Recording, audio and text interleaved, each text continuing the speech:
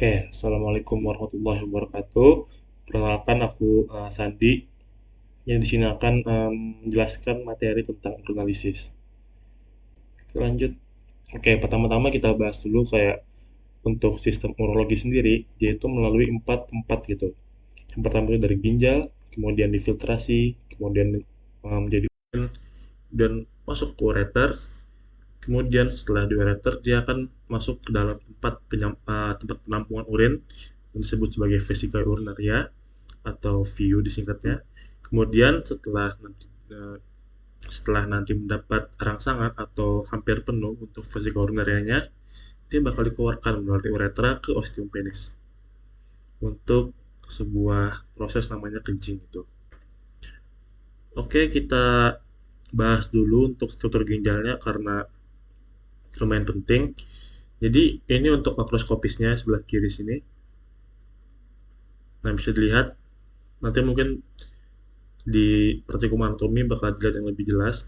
Nanti bakal terlihat juga ada piramid ginjal atau pyramidum renalis. Jadi nanti dia bakal ada banyak gitu di ginjal-ginjal di setiap ginjal kiri sama kanan. Nah, kemudian ini ada bagian pelvis ginjal. Dia ini nanti yang mengantarkan urin dari tubulus collectivus ke ureter gitu. Nah, di setiap struktur di tubuh manusia yang mempunyai uh, sebuah rongga gitu, kayak misalkan ginjal, kemudian tulang, nanti dia bakal terdapat struktur namanya korteks dan juga medula. Korteks sendiri adalah yang bagian terluarnya, sedangkan medula itu yang bagian dalamnya. Nanti di dalam sini tuh terdapat banyak uh, unit fungsional terkecil dari ginjal gitu yang disebut sebagai nefron. Nah, ini kalau misalkan kita lihat, kita potong bagian sini, kita lihat lebih jelas lagi. Nah, ini yang disebut sebagai unit fungsional terkecil tadi, yaitu nefron. Nefron sendiri dia ada yang vertikal, ada yang juxtamedula. Seperti nama aja kayak kalau nefron vertikal dia dekat di bagian korteks gitu, di bagian tengah-tengah korteks, sedangkan yang juxtamedula ini dekat sama medulanya. Ini untuk tubulus-tubulusnya nanti bakal dipelajarin. Oke, ini untuk vaskularisasinya atau perjalanan bagaimana darah itu bisa masuk ke dalam ginjal. Yang pertama itu jelas dari aorta. Dia ini pembuluh arteri terbesar gitu di tubuh kita. Lebih tepatnya itu di aorta abdominalis yang nanti bakal bercabang ke arteri renalis dextra dan juga sinistra. Nah, nanti dari arteri renalis ini dia bakal bercabang nih menjadi arteri segmentalis di renal. Nih, dia bercabang jadi satu, 2, 3 ini disebut sebagai arteri segmentalis. Nah, nanti dari arteri segmentalis ini dia bakal bercabang lagi ke sini, lobus-lobus yang ada di piramid ginjal ini. Ini dia bakal bercabang disebut sebagai arteri interlobaris. Nah, nanti dia bakal ke ujung-ujung nih, lihat. Setelah itu dia bakal ke ujung-ujung, jadi bercabang lagi yang jadi lebih kecil, merupakan arteri arcuata. Nah, nanti dari arteri arcuata ini sudah kecil banget ini di pojok-pojok, dia bakal menjadi arteri afferent, terus bakal menjadi arteri interlobularis. Nanti bisa dilihat di gambarnya. Nah, nanti dia itu bakal menjadi glomerulus gitu, kapiler glomerulus. Nah, nanti dia bakal diteruskan ke arteri efferent.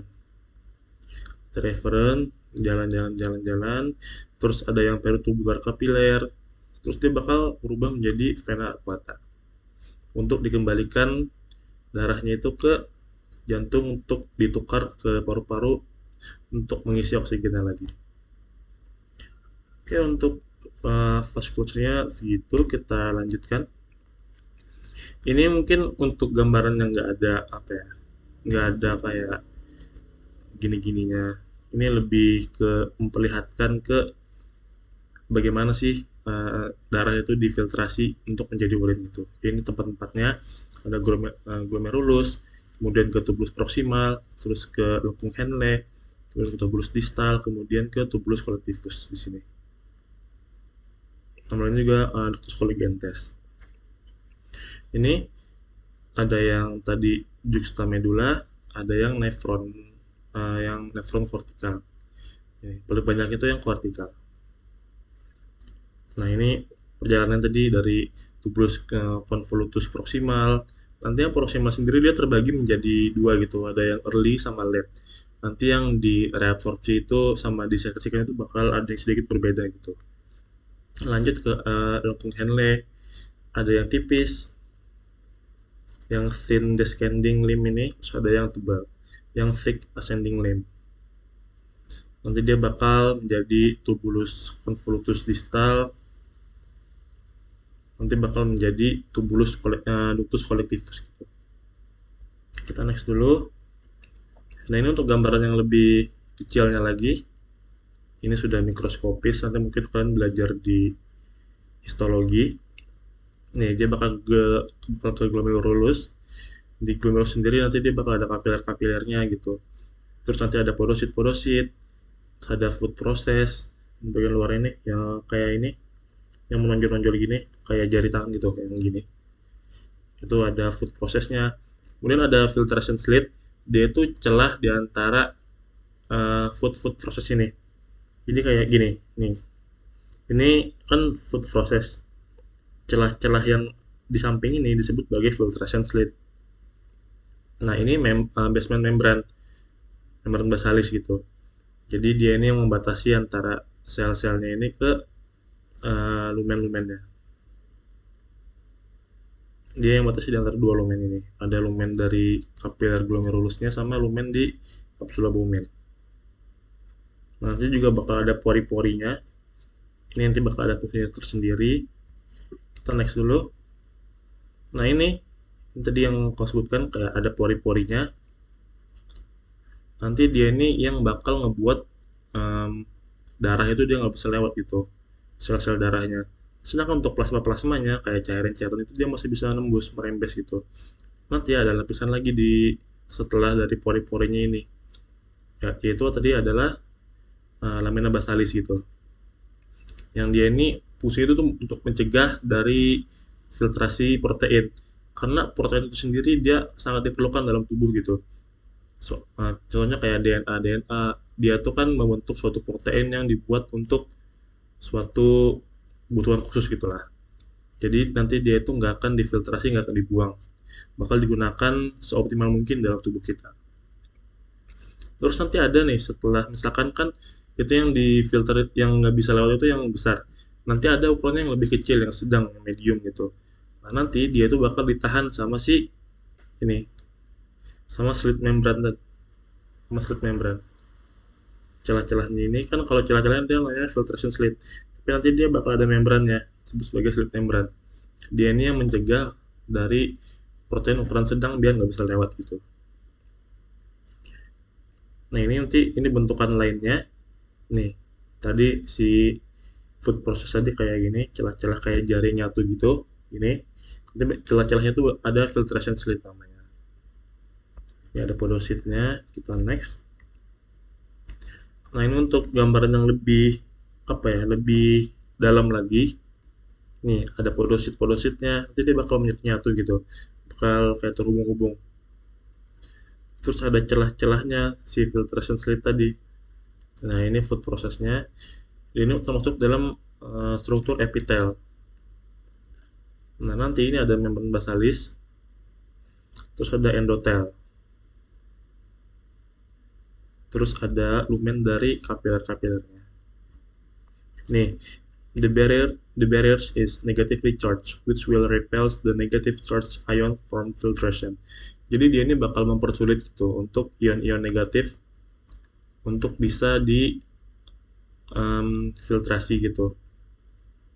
Tapi tetap bakal ada yang bisa difiltrasi. Contohnya kayak bikarbonat nanti.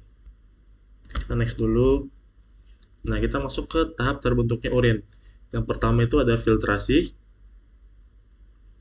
yang kedua ada reabsorpsi, kemudian ada sekresi. Nanti sebenarnya ada untuk tahap urin tersier, dia itu urinnya bakal diaugmentasi gitu. Baru dia bakal menjadi urin tersier setelah masuk ke vesika urinaria. Kita bahas dari sini dulu. Nah, ini untuk garis besarnya, dia nanti dari arteri aferen dia bakal ke glomerulus kapilari atau kapiler dari glomerulusnya, nanti bakal ada yang ke filter gitu, bakal ada yang tembus ke nih Bowman space-nya, kapsula Bowman-nya. Nanti yang tembus itu disebut sebagai filtered load. Nah, ini ada 3 terminologi yang harus kalian benar-benar pahamin. Ada reabsorption, secretion, sama excretion. Kalau reabsorpsi, dia dari lumen Bowman-nya ke interstisial, ke lumen pembuluh darah nanti ujungnya. Nah, nanti kalau sekresi dia kebalikan dari reabsorpsi. Kita ingat aja namanya kayak reabsorpsi. Kan kalau di kapsula Bowman ini dia berarti udah mau dibuang. Nah, kalau misalkan bahan-bahan yang masih diperlukan, dia bakal diserap kembali untuk ke seluruh tubuh. Sedangkan kalau sudah nggak diperlukan bahan-bahannya, dia bakal dibuang. Disebut sebagai sekresi. Dikembalikan ke lumen Bowman-nya. Nanti setelah terjadi semua proses itu, dia bakal diekskresi, dikeluarkan secara keseluruhan gitu. Oke, kita lanjut. Nah, ini nih ada suatu apa ya? Namanya aparatus juxtaglomerulus. Dia ini sesuai namanya gitu, aparatus. Kalian bisa search saja nanti di Google. Aparatus itu dia intinya adalah sebuah alat gitu. Kalau di ginjal sini berarti dia alat untuk melakukan filtrasi. Nih, ada beberapa hal yang penting kayak makula densa, sel granula, kemudian nanti ada di sini glomerulus kapilernya. Nanti makula densa sendiri dia berperan untuk sebagai sensor dari NaCl gitu. Ini bakal jelaskan di slide-slide berikutnya. Kita next dulu. Nah, ini untuk tadi yang makula densa. Nah, kita bayangkan nih, ini kan di sini dibilang tekanan arterinya menurun. Tekanan arterinya menurun berarti dia lebih sempit gitu, kontriksi lah bilangnya. Nanti setelah dia kontriksi, kan tekanannya bakal menurun karena cairannya bakal lebih sedikit. Nah, jadi nanti tekanan hidrostatik glomerulusnya bakal menurun juga. Kenapa menurun? Karena cairan yang masuk ke glomerulus dia juga menurun.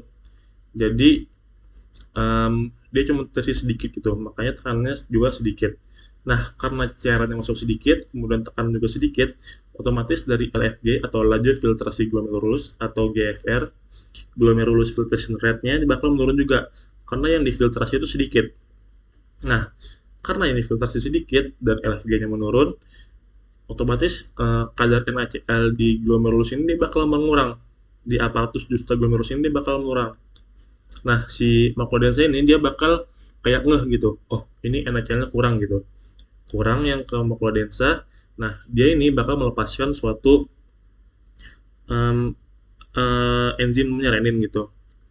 Nah, dari renin sendiri dia ini bakal diubah menjadi angiotensin 1 kemudian menjadi angiotensin 2 oleh ACE atau angiotensin converting enzyme. Ini bakal diubah menjadi angiotensin 2. Nanti dia ini bekerja gitu untuk melakukan tahanan di arterial efferent di bagian sini ya. Jadi nanti di sini bakal ditingkatkan tahanannya seperti tadi dibilang di awal, bakal dikecilin gitu, bakal dikontriksikan. Otomatis darah yang keluar dari glomerulus ke sini itu bakal lebih sedikit karena tahanannya meningkat. Jadi darah itu bakal lebih lama di sini. Dan karena darah lebih lama di sini, otomatis darah yang dari sini kan walaupun kayak sedikit-sedikit itu bakal menumpuk juga gitu. Bakal menumpuk, otomatis dari tekanan hidrostatiknya ini bakal meningkat lagi karena ruangannya sudah terisi penuh sama cairan sama darah-darah gitu. Nah, karena ini sudah meningkat, otomatis yang difiltrasi juga meningkat. Jadi LFV-nya juga bakal meningkat lagi. Dan ini bakal meningkatkan NaCl di makula densanya. Jadi nanti bakal terisi di sini, bakal lebih banyak cairan-cairan di filtrasinya, karena di sini semakin sempit, jadi semakin sedikit yang keluar. Nah, ini kalau misalkan menurun, nanti tahanan arterial efferentnya dia bakal diturunkan sininya. Bakal turunkan dia bakal menjadi dilatasi, bakal menjadi normal atau menjadi melebar gitu. Otomatis darah yang masuk juga bakal banyak kan. Jadi ini sama kayak di sini. Nanti dia bakal meningkatkan darah yang masuk ke sini dan meningkatkan tekanan hidrostatik glomerulusnya. Bakal meningkatkan LFG-nya juga. Oke, kita lanjut. Ini untuk gaya-gaya yang berperannya. Jadi dia itu ada apa ya? Kan nggak serta merta dia itu tiba-tiba kayak oh bisa pindah, bisa nggak pindah gitu. Kita belajar kayak sesuatu itu berpindah dari tekanan yang tinggi ke tekanan yang lebih rendah. Kayak misalkan air, misalkan tekanan di suatu tempat itu dia lebih tinggi, kemudian ada tempat yang lebih rendah, dia bakal mengalir airnya ke situ gitu. Nah, ini kita lihat tekanan yang pertama itu ada tekanan hidrostatik glomerulus. Jadi dia ini tekanan yang dari cairan yang ada di sini, darah yang ada di sini. Kalau misalkan semakin banyak, semakin terisi ruangnya, semakin tinggi untuk tekanannya. Jadi kisaran itu dia sebesar 60 mm Hg atau air raksa. Jadi dia bakal yang ngebantu dari ini, mendorong filtrasi, ngebantu dari filtrasinya. Kemudian ada tekanan osmotik koloid glomerulus. Nah, dia ini kan di dalam sini di darah itu bakal ada protein-protein. Nah, proteinnya sendiri karena dia partikelnya besar, dia nggak bisa untuk difiltrasi. Jadi dia menarik air gitu. Karena dia lebih tinggi untuk ini, dia osmotic colloid glomerulus, dia osmotic colloid. Dia lebih cenderung untuk menyerap air. Jadi dia itu menyerap dari air yang ada di sini untuk ke sini. Jadi dia itu melawan filtrasi. Kemudian ada tekanan kapsul bumen sendiri sebesar 18 mm air raksa. Dia ini yang terdapat di sini langsung gitu, yang ada di dalam kapsul bumennya. Nanti kalau misalkan di total kayak 60, ini kan 60 itu yang mendorong filtrasi, dikurangin sama yang melawan filtrasi, sama yang melawan filtrasi. 60 dikurang 32 ditambah 18. 32 tambah 18 itu 50, jadi 60 per 50 sama dengan 10. Jadi tekanan filtrasi itu adalah 10 mm Hg. Ini bisa berbeda dari buku-buku yang kalian baca gitu. Ini contohnya aja kayak di sini. Di sini kan 60, di sini 55 gitu. Ini bisa berbeda tergantung sumber yang kalian baca gitu. Dan nggak ada yang mutlak benar, nggak ada yang mutlak salah. Nah, ini nice to know aja kayak jumlah filtrasi perharinya. Wanita itu 150 liter per hari, pria itu 150 liter per hari. Nah, tapi fun fact-nya, nanti dia ini yang bakal dia reabsorpsi adalah 99%-nya. Jadi yang bakal menjadi urin itu cuma 1%. Jadi kayak cuma 1,5 liter per harinya untuk dijadikan urin. Bahkan bisa jadi lebih kurang atau lebih banyak gitu, tergantung dari kondisi cairan dari si orang tersebut. Kita lanjut. Nah, ini cara menghitung GFR. Ada dua cara, ada Cockcroft-Gault formula, ada yang bersihan kreatinin. Nah, yang gampang itu mungkin yang ini ya. Kayak dia tuh cuma menghitung dari serum kreatinin. Serum kreatinin itu berarti kadar kreatinin yang ada di dalam serum atau darah. Nah, jadi untuk rumusnya sendiri dia ada ini. 140 dikurangi dengan usia, dikalikan dengan berat badan dalam bentuk kilogram, kemudian dikalikan 0,85. Itu kalau perempuan, sedangkan kalau laki-laki nanti dia bakal dikalikan 1. Dibagi oleh 72 dikali serum kreatinin. Nah, untuk yang rumus kedua, bersihan kreatinin, dia itu ini rumusnya. Kadar kreatinin di urin nanti bakal dihitung, dibagi dengan kadar kreatinin yang ada di serum atau darah. Jadi kalian harus ngecek dari urin dan juga dari darah, dikalikan dengan volume urin, dibagi dengan waktu dalam jam, dikali 60. Oke, itu untuk rumusnya bisa kalian hafalkan atau kalian pahami aja gitu. Soalnya mungkin bakal muncul juga di ujian kalian. Nah, ini untuk klasifikasi tingkat keparahan CKD. CKD itu adalah chronic kidney disease atau gangguan ginjal kronis. Ini ada 5 tahap. Nih, kalian bisa baca sendiri. Misalkan tahap 1 itu GFR normal atau meningkat. Bisa lebih dari 90 ml per menit gitu. Kemudian tahap 2, persinggian dalam penurunan sedikit. Kategorinya mild gitu. GFR-nya masih ringan. Bisa sampai 60 sampai 80 ml per menit dan seterusnya gitu. Bisa kalian pelajari nanti ini. Kita lanjut. Nah, ini untuk perumpamaannya gitu, efek kontrol afferent dan efferent terhadap GFR. Jadi tadi kan ada dibahas juga kayak misalkan kalau misalkan dari si efferentnya dia kontriksi, otomatis darah yang di sini bakal lebih banyak gitu. Nah, ini untuk gambaran normalnya, lihat afferent arteriol, glomerulus sama efferent arteriol tuh bakal si afferent sama efferent tuh bakal sama gitu lubangnya. Jadi yang diterima sama dengan yang keluar gitu. Nah, kita masuk ke kasus yang A. Kasus yang A ini ada penyempitan di afferent arteriolnya. Nah, karena terjadi penyempitan, otomatis darah yang masuk ke dalam glomerulus kapilari ini, GC, karena itu bakal lebih sedikit. Karena darah yang masuk itu lebih sedikit, otomatis tekanan juga bakal lebih sedikit. Karena prinsip tekanan itu semakin dia terisi, semakin besar tekanannya. Bakal berkurang. Nah, karena cairan sedikit, otomatis GFR juga bakal sedikit. Karena yang difiltrasi itu dia lebih sedikit juga. Nah, kemudian ada RBF. Ini adalah renal blood flow gitu. Darah yang kembali ke renal.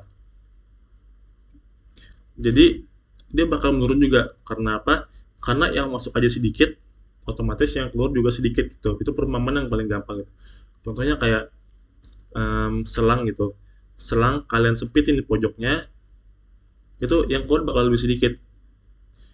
Nah, itu perumpamaan yang simpel yang gitu. Kemudian kita masuk yang ke yang B. Yang B ini yang terjadi penyempitan itu di efferentnya, di pengeluarannya.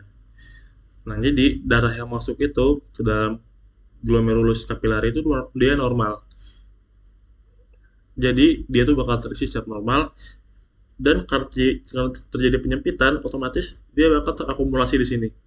Jadi ruangan dari glomerulus kapilarinya bakal terpenuhi, otomatis tekanannya meningkat, dan juga dia bakal meningkatkan dari GFR-nya. Kenapa? Karena banyak darahnya di sini, jadi banyak yang perlu difiltrasi.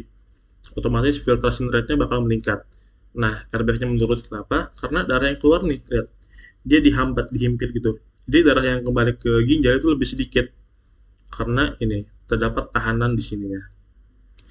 Kita ke yang C. Nah, yang C ini lihat afferentnya dia normal, nggak ada penyempitan atau dilatasi atau pelebaran gitu. Sedangkan di efferentnya dia meningkat. Ini dia meningkat, dia dilatasi. Nah, ininya untuk tekanan dari glomerulus kapilarinya bakal menurun, diafragma menurun, sedangkan darah yang balik ke ginjalnya dia bakal lebih banyak. Kenapa begitu? Lihat, ini kita darahnya masuk ke sini, set masuk, dia bakal bersemayam di sini sebentar gitu. Nah, kan kalau misalkan dia diam di sini, dia bakal difiltrasi gitu. Nah, jadi kalau misalkan nanti ininya melebar, otomatis darah yang di sini, nih darah yang di sini masuk ke sini, dia bakal langsung keluar karena di sini nggak ada tahanan gitu. Dia kayak jeblos aja langsung keluar gitu. Contohnya kayak gimana ya? Ya, contohnya kayak misalkan kalian punya em, balon. Balonnya tuh kalian untuk tiup gitu, kalian tiup. Kemudian kalian pas mau balikinnya ada dua balon gitu, dua arah gini. Terus kalian tiup dari sini. Kalau misalkan dia lubangnya sama-sama segini, otomatis balon itu masih bisa kompak tapi sedikit gitu. Tapi kalau misalkan dia lubangnya di sini lebih besar, kalian tiup, udara tuh bakal langsung keluar. Jadi balon tuh nggak akan keisi. Jadi tekanannya bakal menurun gitu, karena darah yang di sini tuh jauh-jauh lebih sedikit. Kemudian dari GFR juga bakal menurun karena darah yang difiltrasi itu dia sedikit, dia langsung lewat gitu aja, dia langsung keluar gitu ke efferent. Nah, otomatis karena darahnya langsung keluar, RBF juga bakal meningkat karena darah yang difiltrasi sedikit. Oke, kita masuk ke yang D. Yang D ini yang dilatasi itu adalah dari afferentnya, darah yang datang ke glomerulus kapilarinya. Nah, darah yang masuk ke kapilarinya banyak gitu. Nih, banyak. Jadi dia meningkatkan tekanan dari glomerulus kapilarinya. Sedangkan dari efferent ini dia normal. Jadi dia nggak mengeluarkan langsung secara banyak kayak yang di C tadi. Jadi darahnya itu masuk banyak, dia terakumulasi di sini, otomatis dia perlu difiltrasi lebih banyak juga. Karena di sini karena perbedaan tekanan dari sini ke sini gitu. Jadi dia bakal tertahan di sini, tekanannya meningkat, terjadilah filtrasi, karena darahnya banyak, jadi filtrasinya bakal jadi lebih cepat. Nah, kenapa LBH-nya meningkat? Karena ini dia kan normal gitu. Darah yang masuk banyak, otomatis yang keluar juga bakal lebih banyak. Otomatis yang keluar juga banyak gitu. Jadi kan karena ini normal, nih, masuk ke sini banyak, 2 liter gitu. Anggaplah 2 liter. Masuk ke sini, kemudian karena filtrasinya meningkat cepat, otomatis dia untuk balik ke sini juga bakal lebih cepat. Jadi RBF juga bakal meningkat gitu, karena darah yang masuk juga meningkat. Kenapa yang di sini meningkat sedangkan di sininya kecil? Karena dia langsung keluar gitu. Jadi dia bakal lebih cepat untuk balik ke renalnya.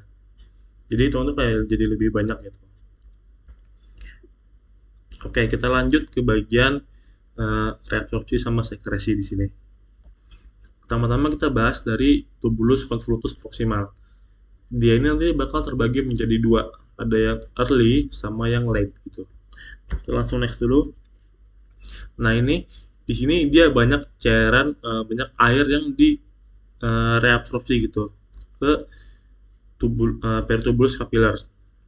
Tadi seperti yang aku bilang, dari lumen ke cairan interstisium itu disebut sebagai reabsorpsi. Dia bakal ke lumen sini. Nah ini nih lihat di kata kuncinya, panah biru menunjukkan perpindahan pasif H2O melalui osmosis atau tekanan hidrostatik. Seperti yang kita tahu kayak osmosis atau tekanan hidrostatik itu dia dari yang tinggi ke yang rendah gitu. Nah, untuk perpindahannya sendiri dia ada yang dibantu dengan kanal air yang disebut sebagai aquaporin 1. Nanti dia ada aquaporin 2. Bedanya itu di letaknya. Nah, nanti di dalam sini kan nanti di dalam sel itu pasti ada natrium gitu. Nah, natrium sendiri dia bakal berikatan sama H2O ini. Terus dia bakal terjadi osmosis keluar. Dan dia memerlukan ATP untuk pengeluaran dari Na+ ini.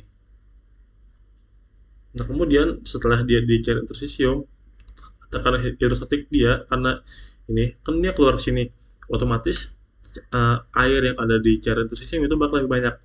Dia bakal merembes lah ke kapiler pertubulus ini. Nah, sedangkan ada juga H2O yang langsung dia lewat celah dari pori-porinya sini melalui osmosis tanpa melalui kanal aquaporin 1 gitu. Dia langsung keluar dari celah-celah di sini. Oke, kita lanjut. Oh ya, ini untuk pasif sendiri dia tuh berarti gak memerlukan tenaga apapun gitu. Dia secara otomatis bisa terpindah. Sedangkan kalau aktif dia memerlukan ATP. Ini, gini. Lanjut. Nah ini, jadi nanti di dalam di apa ini? Di dinding-dinding sel tubulus proksimal, dia ada suatu cotransporter disebut sebagai SGLT2, sodium dependent glucose cotransporter. Jadi fungsinya adalah untuk memindahkan glukosa dari dalam lumen ke sel, dan dia dibantu oleh sodium, sesuai namanya sodium dependent. Jadi kalau nggak ada sodium atau Na+, dia nggak akan bisa berpindah gitu. Nah nanti glukosanya ini dia bakal dikeluarkan melalui GLUT2, glucose transporter. Dia bakal dibantu untuk pengeluaran dari ininya, glukosanya. Nah nanti ada nih di setiap sel-sel itu pasti ada NAK ATPase, ada kanal NAK ATPase. Jadi nanti dia bakal terjadi pertukaran antara Na+ dan juga kalium. Karena natrium yang ada di sini dia bakal lebih banyak gitu dia masuknya nih. 1, 2, 3, 4 itu dia masuknya bakal banyak. Otomatis dia bakal keluar ke dalam darah. Nanti kalium bakal masuk untuk melakukan penyeimbangan gitu. Nah ini ada suatu namanya itu HNE, hydrogen natrium exchanger. Jadi dia itu bakal bertukar gitu. Natriumnya bakal masuk ke sel, hidrogennya bakal masuk ke dalam lumen. Oke, kita lanjut. Nah ini nih terjadi HNE lagi, hydrogen natrium exchanger. Dia bakal terus menukar gitu. Dan karena Na+-nya banyak di dalam sel, dia bakal keluar lagi dibantu oleh NAK ATPase, oleh kanalnya. Kaliumnya bakal masuk gitu. Nah nanti di sini, nah tadi ini bedanya di early ini kan nggak ada nih untuk reabsorpsi atau sekresi Cl min. Nanti di yang late ini dia ada. Nanti dari Cl yang ada di lumen dia bakal masuk ke sel, dia bakal bertukar sama format untuk masuk dalam sel gitu. Nanti setelah dalam sel dia bakal keluar lagi. Nih, langsung dia keluar sama bantuan apapun gitu. Nanti NaCl juga dia bisa langsung keluar melalui celah-celah dari sel-selnya gitu, tanpa melalui bantuan apapun. Nah, ini seperti aku bilang pasti ada kanal NAK ATPase untuk terjadi pertukaran secara aktif gitu, dibantu oleh ATP. Nah, ini kita bahas angiotensin 2 tadi kan ada dibahas gitu untuk yang renin. Renin sendiri nanti dia bakal diubah menjadi angiotensin 1. Angiotensin 1 dia bakal diubah oleh ACE, sebuah enzim untuk menjadi angiotensin 2. Nanti dia ini dibantu sama si makrolida tadi untuk mengecek itu apakah NaCl cukup atau enggak. Nanti dari si angiotensin 2-nya ini dia bakal berikatan sama reseptor AT, reseptor angiotensin yang satu. Nanti dia ada yang dua juga gitu, tapi yang dua itu gak dibahas di sini. Kita fokus ke sini aja. Ini bakal berikatan dan dia bakal ngebantu dari nih ini renal interstitial fluid, ini tubular lumen. Nanti dia bakal membantu dari reabsorpsi dari si natrium sama bikarbonat. Sama dia bakal ngebantu dari ini NaK-ATPase-nya ini. Jadi pertukaran dari natrium dan juga kalium. Intinya kalau natrium masuk, pasti dia bakal keluar dan bertukar dengan si kaliumnya. Biar terjadi homeostasis, biar elektrolit itu lebih seimbang gitu. Nggak nggak lebih condong positif atau nggak lebih condong ke negatif. Nanti di dalam di ujung sel di lumen tubulusnya dia bakal ada juga reseptor AT-nya berkaitan sama angiotensin 2. Ini bakal ngebantu untuk NHE. Di sini NHE ya. Aku belajarnya HNE. Hydrogen natrium exchanger gitu. Sama aja. Ini bakal membantu untuk pertukarannya. Nanti si hidrogennya yang bakal masuk ke dalam lumen, Na-nya yang bakal masuk ke dalam sel itu.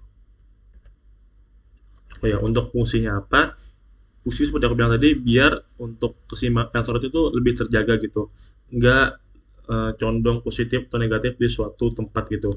Di sini tetap sama gitu. Jadi terjadi keseimbangan. Terlanjut ke sini, Kung Henle. Nah, ini ada yang biru-biru, nanti bakal aku jelasin kenapa. Jelasin sini deh. Jadi ini angka-angka ini dia adalah osmolaritas. Osmolaritas itu apa? Dia adalah jumlah sel terlarut yang ada di dalam zat larutnya gitu.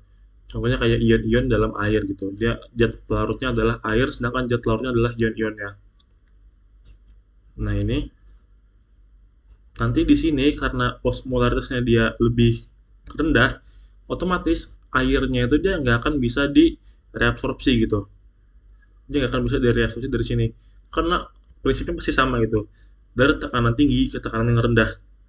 Sedangkan ini 180, sedangkan di luarnya tuh kayak 600, 700, 300 gitu. Jadi dia nggak akan bisa direabsorpsi, nggak akan bisa dia berpindah dari sini ke kapiler dari glomerulusnya. Lanjut. Nah ini untuk yang thick ascending limb-nya yang di bagian sini. Nah nanti dia ada, ini nice to know aja, ada obat diuretik, obat yang ngebantu untuk kencing, biasanya di gagal ginjal akut gitu, atau untuk menurunkan tekanan darah, namanya obat furosemid. Dia bakal ngehambat untuk reabsorpsi dari ini Cl-nya. Jadi nanti untuk Cl-nya sendiri dia nggak bakal direabsorpsi gitu, dia tetap bakal ada di lumen. Jadi cairannya itu dia bakal lebih banyak di lumen gitu. Jadi bakal lebih banyak dikeluarkan cairannya. Nah, untuk yang lain dia bakal tetap berjalan gitu. NAPS-nya bakal tetap masuk, kapasnya bakal tetap masuk, tapi kapasnya dia bakal keluar karena NAPS-nya masuk gitu. Dan ini kapasnya keluar, yang masuk ke sini, otomatis dia bakal terjadi kelebihan itu, dia bakal keluar untuk melakukan penyeimbangan tadi. Nah, ini bakal tetap keluar untuk Cl-nya, ion Cl-nya. Ini tetap ada NaK-ATPase kanalnya untuk pertukaran dari Na juga K untuk dari natrium sama potasiumnya. Nah ini untuk yang early distal tube tubulus, dia kurang lebih sama gitu. Nih dia masih ada kanal NaK-ATPase untuk pertukaran antara Na dan K+. Ininya ingat prinsipnya, kalau Na keluar, K+ pasti masuk gitu. Dan kalau Na di sini masuk, otomatis Na-nya bakal keluar. Jadi K+ pasti masuk untuk melakukan keseimbangan elektrolit dalam sini. Nih, ada juga suatu obat namanya tiazid. Dia diuretik juga untuk ngebantu kencing gitu. Nah, dia bakal ngehambat dari Cl-nya. Biar Cl-nya ini dia nggak direabsorpsi. Oke, kita lanjut. Kita lanjut ke nih yang light distal tubulus sama ductus collectivus. Nih, jadi di sini prosesnya kebanyakan yang aktif ya, kayak dibantu oleh ATP gitu. Dan di sini fungsinya lebih apa ya? Lebih condong ke penyerapan kembali dari ion potasium. Nah, nanti untuk ion hidrogennya dia nih bakal keluar. Nanti dia bakal terjadi pertukaran juga dari hidrogen sama potasiumnya.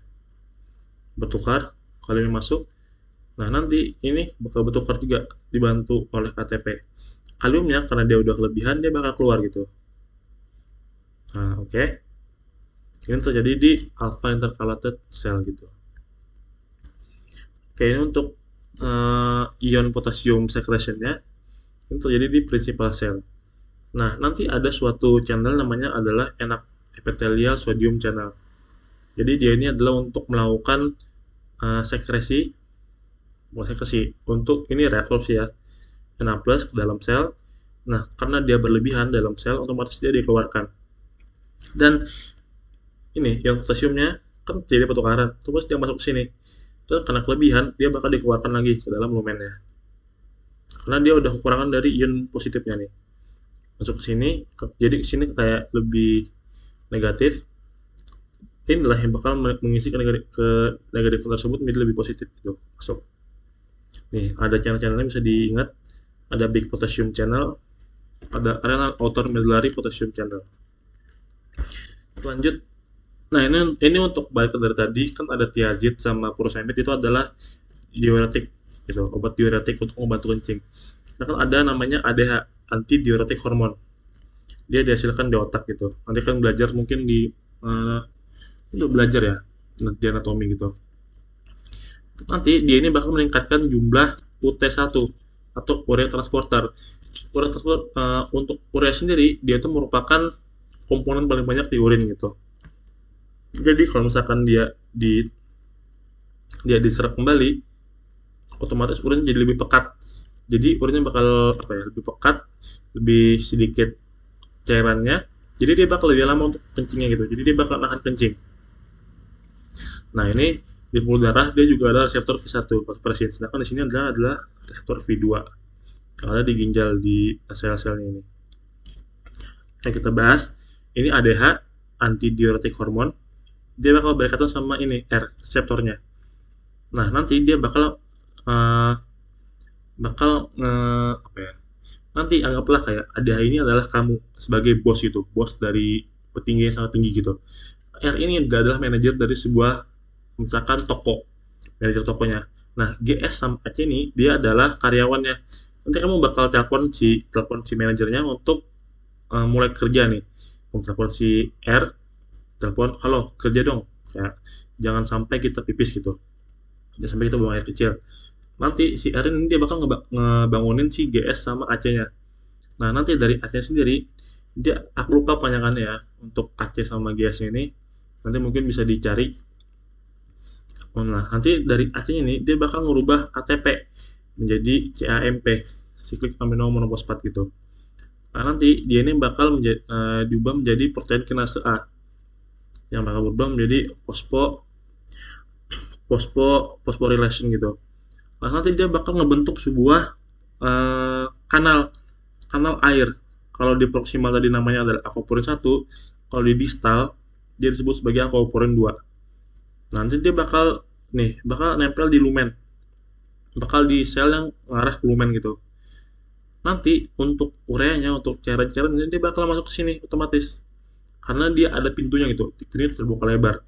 Otomatis bakal masuk dan dia bakal kembali ke darah. Otomatis darahnya bakal lebih cair. Ini fungsinya juga untuk meningkatkan tekanan darah gitu. Misalkan pada seseorang yang terjadi hipotensi. Oke, sampai sini paham mungkin. Kita lanjutkan. Nah, ini untuk kesimpulan-kesimpulan tadi, untuk ringkasan-ringkasannya. Ini ada kayak fungsi yang paling berperan di tubuh-tubuhnya. Kemudian ada mekanismenya. Ada hormon-hormon yang bekerja pada tubuh tersebut.